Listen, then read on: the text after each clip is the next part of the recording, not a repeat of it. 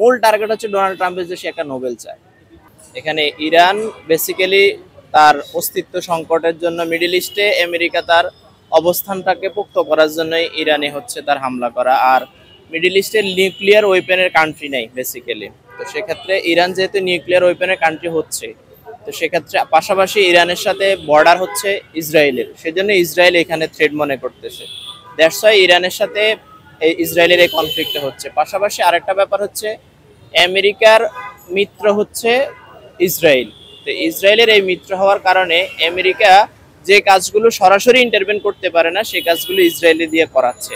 Middle ইস্টে কাজগুলো সে করাচ্ছে, যেমন আইএসআই সৃষ্টি করা থেকে শুরু করে বাশার আল আসাদের তার পরবর্তীতে যে ক্ষমতার ব্যাপারগুলো আছে তার সাথে নিউক্লিয়ার ওয়েপেনের চুক্তি করা, পরবর্তীতে সেটাকে তাকে নিউক্লিয়ার ওয়েপেনগুলো ডিস্ট্রাকশন করার পরবর্তীতে আবার তার সরকারকে হটানো, সমস্ত কিছুর পিছনে প্রক্সিভাবে আমেরিকাই দায়ী ছিল, পাশাপাশি ইসরায়েলও দায়ী ছিল। এখন যে ইরানের সাথে কনফ্লিক্ট হচ্ছে এটা খুব বেশি দূর গড়াবে না, যেটা হয়ে গেছে যেমন ইসরায়েল যখন ইরান যখন হামলা করলো B2 বোম্বার বিমান দিয়ে, যখন আমেরিকা এসে হামলা করলো সেখানে আমেরিকা অলরেডি আগেই ইরানকে বলে দিছে যে আমরা হামলা করব শুধুমাত্র আমার মুখ রক্ষার জন্য। তো সেক্ষেত্রে এই কারণে নিউক্লিয়ার ওয়েপন যেগুলো ছিল পরীক্ষাগারে সবগুলো আগে থেকে সরানো হয়েছে, এগুলো নতুন করে কিছু রাখা হয় নাই ওখান থেকে সব ইরান সরাই নিছে। ইরান জানতো হামলা হবে। পাশাপাশি ইরান আবার এর আগে কাসেম সোলাইমানি হত্যার যে বিষয়টা হয়েছিল, তারপরে আমেরিকার মিডল ইস্টের যে ঘাঁটিগুলো ছিল সেখানে যে হামলা করছে, সেখানে ইরান আগে বলে দিছে আমরা হামলা করব।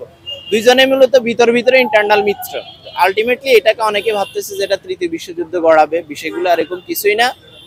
আমেরিকার হেজিমনি তৈরি করা, বিশ্বব্যাপী আধিপত্যবাদ তৈরি করার জন্য যে একটা প্রসেস, সেই প্রসেসটা আমেরিকা তৈরি করে রাখতেছে। পাশাপাশি ইসরায়েলের যে একটা ডোমিনেন্ট পরিস্থিতি তৈরি আছে সেই ডোমিনেন্ট অবস্থানটাই তৈরি করে রাখতেছে। দ্যাটস ইট, এটাই ইসরায়েলের সাথে। আর এটা দিয়ে তৃতীয় বিশ্বযুদ্ধ হওয়ার কোনো প্রসেস নাই। আর হরমুজ প্রণালী যে বিষয়টা, এটা ইরানের কন্ট্রোলে আছে, এটা ঠিক।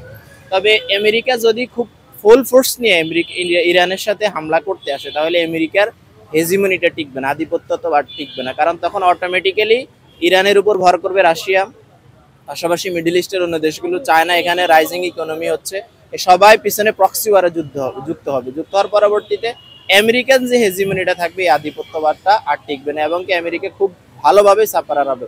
যতই বোমারও বিমান থাকুক, আলটিমেটলি ওয়ার্ল্ড ইকোনমি যেমন হচ্ছে ইউরোপের ইকোনমি ধসে পড়বে যদি হরমুজ প্রণালী থাকে। হরমুজ প্রণালীর সাথে সাথে আবার বাবেল মানদেব আছে, তো এই প্রণালীগুলো চ্যানেলগুলোর সাথে যদি বন্ধ হয়ে যায় তাহলে ওয়ার্ল্ড ইকোনমি একরকম ধসে পড়ার মতন অবস্থা হবে। তো সেক্ষেত্রে ইসরায়েলের সাথে এখন যে বিষয় কনফ্লিক্টটা হচ্ছে, আমেরিকা ইরান কিছু কনফ্লিক্ট মানে ইসরায়েলকে মুখ রক্ষার জন্য কিছু আক্রমণ করতেছে, পাশাপাশি ইরানও ক্ষতিগ্রস্ত হচ্ছে, কিন্তু আমরা মিডিয়ার মাধ্যমে সেই অরিজিনাল নিউজগুলো পাচ্ছি না, দুই দেশেরই নিউজগুলো পাই না।